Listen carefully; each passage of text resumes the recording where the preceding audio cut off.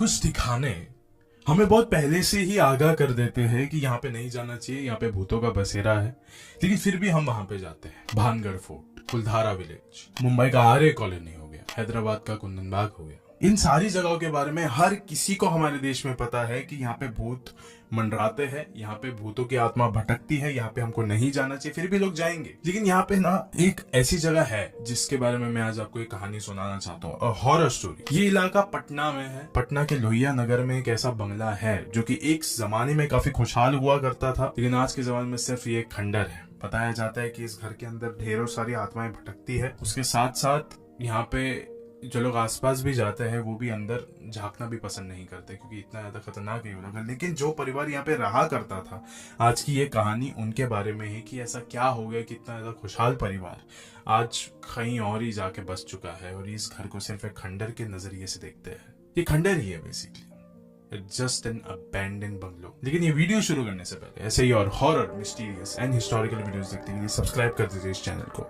And guys please like कर दीजिए इस चैनल को, प्लीज लाइक कर दीजिए, मुझे बहुत अच्छा लगता है। एंड गाइस अभी तक अगर आपने सब्सक्राइब नहीं किया है तो प्लीज कर दीजिए। 1 मिलियन के बहुत ज्यादा करीबी, बहुत ज्यादा मदद हो जाएगी हम लोग की।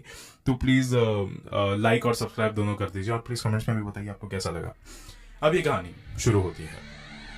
ये कहानी आज से 20-25 साल पुरानी है, जब पटना के लोहिया नगर में ये एक काफी आलीशान सा बंगला था। लाइक बहुत ज्यादा एकदम लग्जरियस दिखता था, लेकिन इतना आलीशान होने के बावजूद यहाँ का जो ओनर था वो खुद यहाँ पे नहीं रहना चाहता था। वहां के जो लोग थे वो लोग स्टिल इससे काफी ज्यादा घिन खाते थे। अगर किसी का बच्चा भी यहाँ पे खेलते खेलते गलती से पहुंच जाता था तो उसको भी डांट के लोग घर लेके आ जाया करते थे। मतलब कुछ तो था इस घर में जो कि हर किसी को इससे दूर रखता था, या फिर इसकी कोई तो ऐसी कहानी थी, कोई इतिहास था जो लोगों को शायद से पता था इसके बारे में। That's why they used to be at a distance.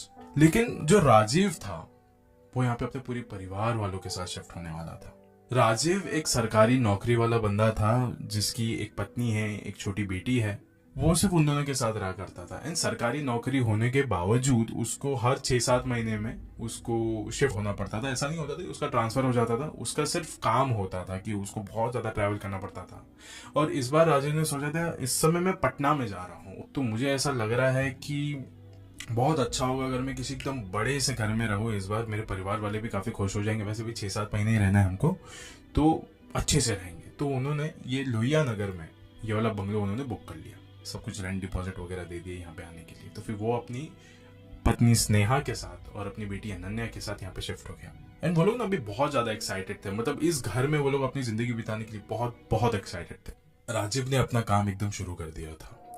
Ananya भी उसके किसी पसंद के कॉलेज में जाके उसने एडमिशन ले लिया था।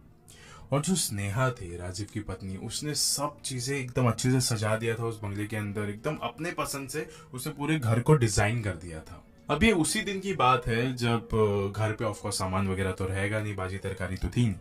तो फिर राजीव और स्नेहा निकल गए थे बाहर बाजार में थोड़ा शॉपिंग करने के लिए, जो कि अब उसके बंगलों के एकदम पास में ही है, लाइक एक दो गली छोड़ के। फिर उसके बाद वो सामान ले रहे थे जिस दुकानदार से, उन्होंने कहा कि सर मैडम आप तो बहुत ज्यादा सामान ले रहे हो, तो आप दोनों तो बिल्कुल भी नहीं लेके जा पाओगे, ऊपर से आपको चल के हुए जाना है। एक काम करो, मैं अपने किसी लड़के को भेज दूंगा, वो आपके घर पे आराम से पहुंचा देगा। वैसे आप रहते किधर हो? फिर इसने बताया कि लोहिया नगर में ये जो बंगला है ये हमने लिया है कुछ 6-7 महीने के लिए। दुकानदार एकदम शॉक हो गया। उसने कहा कि मैम मतलब वो जो बंगला है जो इतने सालों से बंद है, आज वो फाइनली खुल गया है? तो उसने कहा हाँ बंद है, वो सब तो हमको नहीं पता, लेकिन हाँ हम लोग तो वहीं पे रह रहे हैं।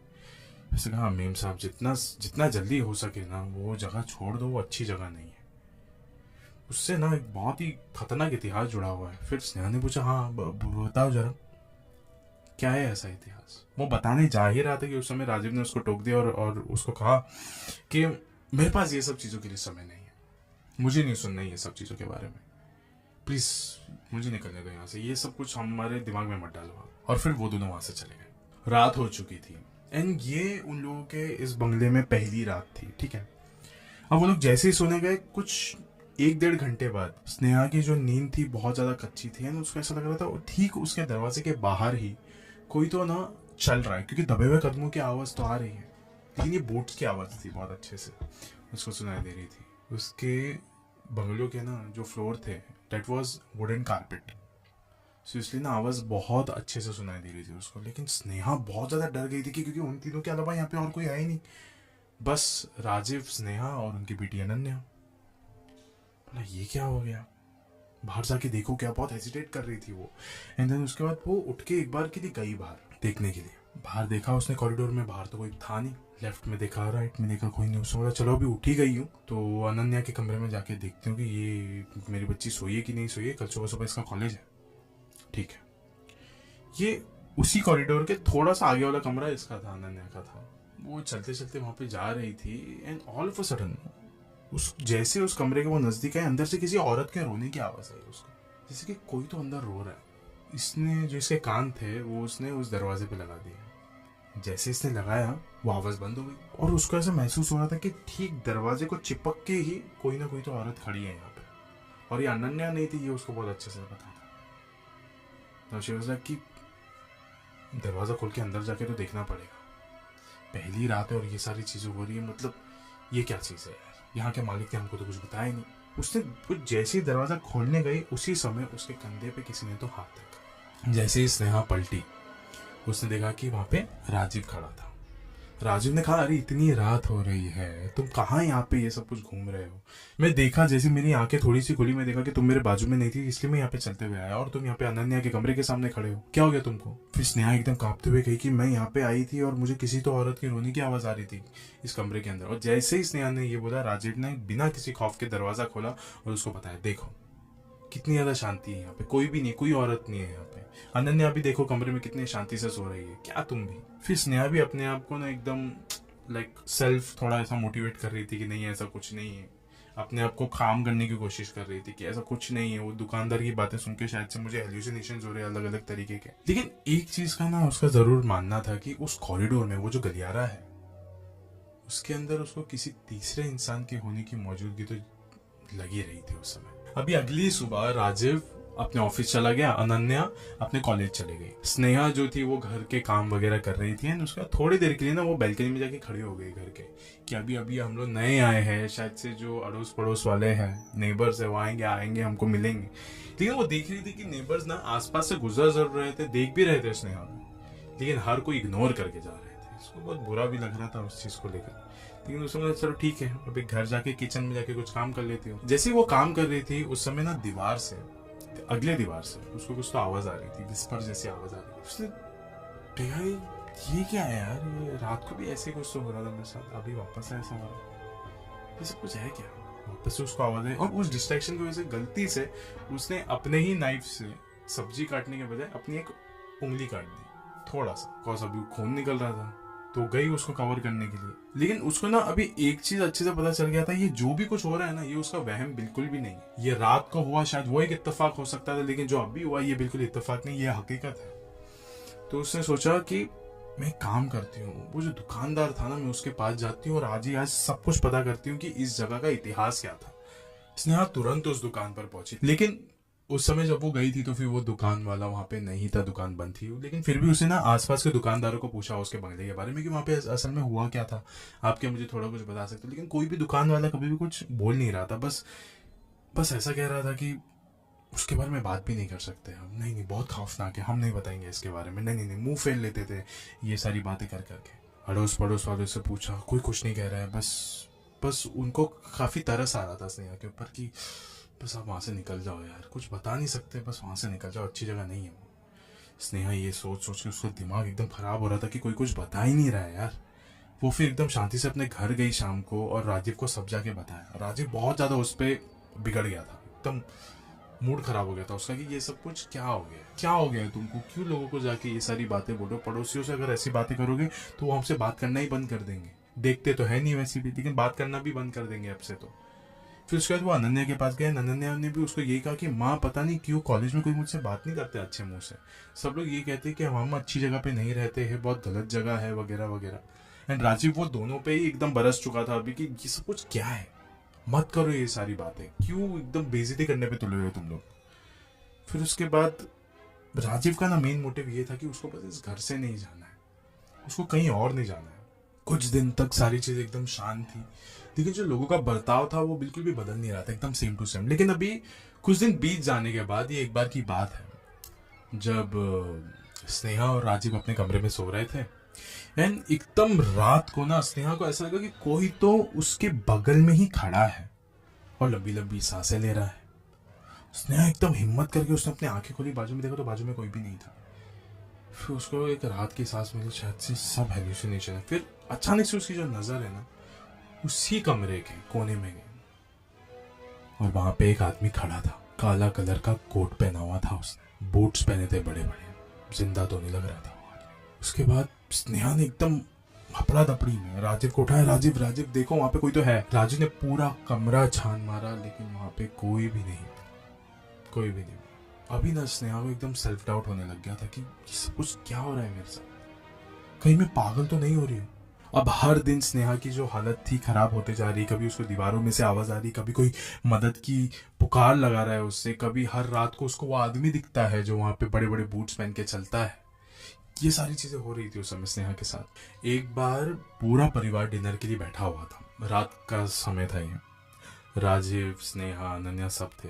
Sneha all of a sudden Bengali में बात करने लग गई थी, पता नहीं दीवारों को देख के बात करी थी शायद। और राजीव को बिल्कुल भी समझ नहीं आया था कि ये सब कुछ हो क्या रहा है। उसने उसे हाथ लगाया स्नेहा को और बोला कि स्नेहा आप ठीक हो? स्नेहा एकदम होश में है। उसने कहा कि नहीं मुझे नहीं पता मैं किससे बात कर रही थी, क्या बात कर रही थी, कि मैं ठीक हूँ कि नहीं ठीक हूँ, मुझे नहीं पता। राजीव लिटरली एकदम जैसे चौंक गया था कि क्या वाकई में इस घर में कुछ है, क्या वाकई में इस घर में कोई ना कोई चीज मंडरा रही है, क्या स्नेहा हमें सच बोल रही थी, क्या है ये सारी चीज। ये सब कुछ सोच में रह रहे कि उसने स्नेहा को लेके गया बेडरूम में और उसको वहां पे आराम से सुला दिया।